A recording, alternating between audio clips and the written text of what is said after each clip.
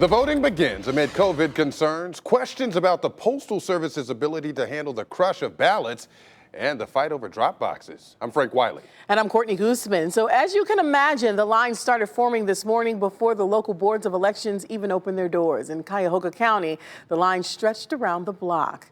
We begin our team coverage with our John KOSICH, who's live at the Board of Elections in Cleveland. John, you've been covering Ohio elections for more than a decade. How does this compare to what you've seen in the past? The short answer is it really doesn't, at least not since 2008. We haven't seen a crowd like this, and that was back when you could register the Golden Week, where you could register and vote in the same week. And keep in mind, the numbers that we saw today are on top of the record number of Ohioans, 2.1 million, that have already asked to vote by mail.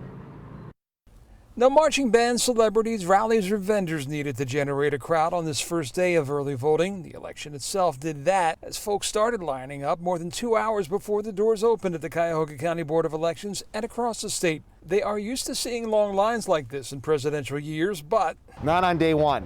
No, this is something that you see more so kind of towards the final week of the early in-person voting cycle. So why today? Many like Kevin Jackson of Westlake say it's because he isn't leaving anything to chance. With everything that's going on with the mail slowing down and everything, I just wanted to make sure that my vote was counted. Terry May had never missed an election until this year's primary, which was switched in March to an all vote by mail contest in April. I sent in my application at the post office, never got a ballot.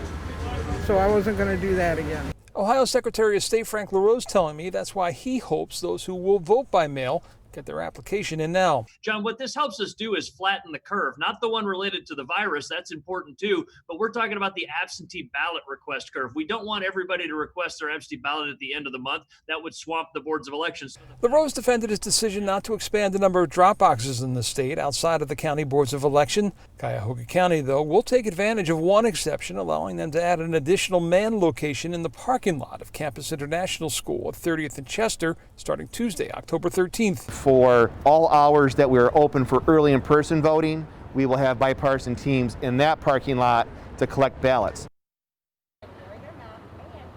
And again, that's primarily to help ease with congestion because the parking lot of the BOE is still very small.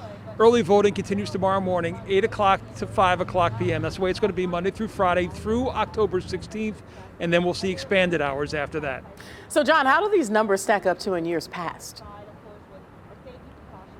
Well, the polls just closed today, so we don't have the final number for today, but I can tell you 4 years ago, they had 1,200 people vote early in person here.